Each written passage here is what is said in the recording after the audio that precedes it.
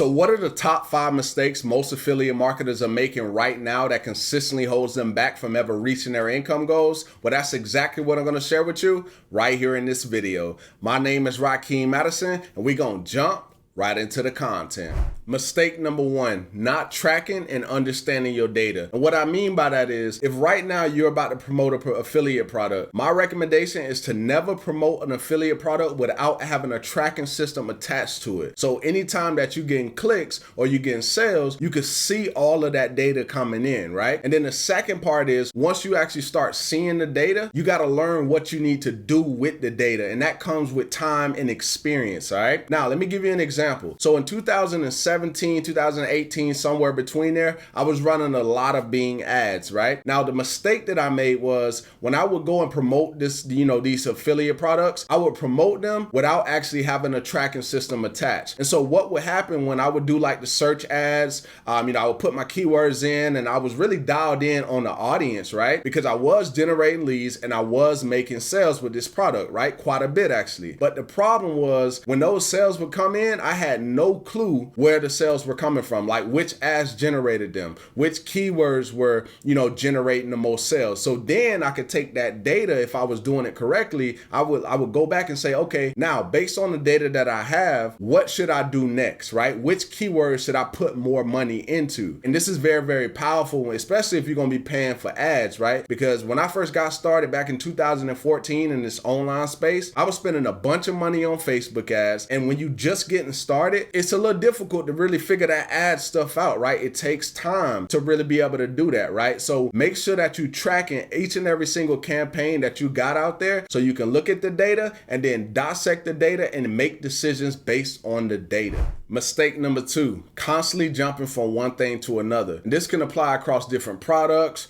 different platforms, different strategies, etc., right? And so I'll give you an example. Let's say, for instance, you decide today you're going to learn the ins and outs of TikTok. And then as you're going throughout the process, all of a sudden you get a shiny object syndrome out of nowhere. Boom, the new YouTube strategy. Now you're like, oh man, I don't know about this TikTok strategy. I'm going to jump over here and go to this YouTube strategy. Then somebody come up with a killer, Snapchat strategy. And now you're like, oh man, that looked pretty cool. And then you go over there and now you're doing that. So you literally just went from TikTok to YouTube to Snapchat. And so it's this cycle and you constantly being pulled because the online marketing space can be quite distracting, right? So what you want to do is you want to learn to avoid distractions and just focus on what's important, which is actually developing the skills that you need, because then it doesn't matter what product you're selling. It doesn't matter what platform you're on, because you decide, hey, I'm not going to look at this as a short-term thing. I'm gonna look at this long-term and I'm actually learn the ins and outs of the platform or the product that you're promoting. And then you're gonna kind of go throughout that journey, because that's what it really takes. Learning the skills and developing those skills as time continues to go on. Mistake number 3, depending too much on the platform that you market on. So if right now you're marketing on YouTube, maybe Facebook, Instagram, or whichever one it is, I want you to go ahead and create yourself a lead magnet. Because let's say, for instance, one morning you hop onto your social media account that you market on, and then all of a sudden it says something like you've been banned from the account, right? So all the followers and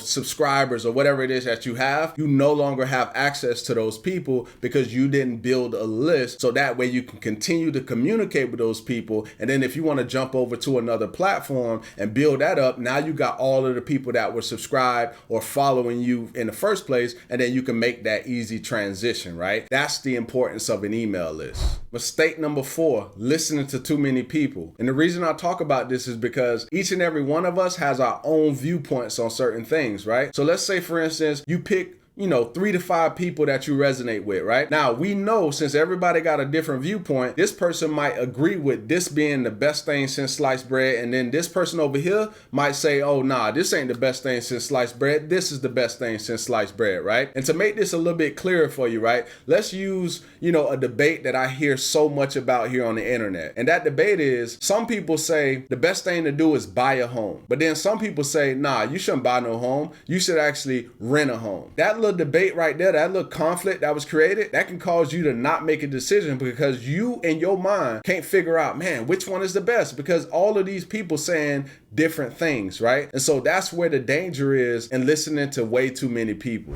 Mistake number 5, recommending things that they don't own or use. And the way that I think about this is, let's imagine that I say, okay, I'm gonna be promoting a product to you watching this video. But guess what? I'm not gonna spend my money on the product. And then I'm also not about to go and learn the ins and outs for the product, but I still want you to buy the product. That's the logic behind what I'm saying here. Recommending things that they don't own or use. And then what happens is they put themselves in situations when you do that, because let's imagine that a person starts asking you questions that you will only know if you actually use the product. Now you backpedaling. You like, oh, well, I know I hyped you up on trying to get you to buy this product, but guess what? I don't own the product. Now you look at that person, you like, man, you a fraud, because you out here promoting something that you don't use and you can't even help, right? Because you don't really care how valuable it is to that person. And I'm not talking about you watching the video, but I just want to express to you, like, these are the type of things that happen. And when you put yourself in a situation to where you genuine and you actually going throughout these products, you make way more money over time. So for example, there's one product that I sold on this channel here, and that product has made me over $11,000 at the time that I'm recording right now. The reason I believe that was number one, yes, it was a good product. Secondly,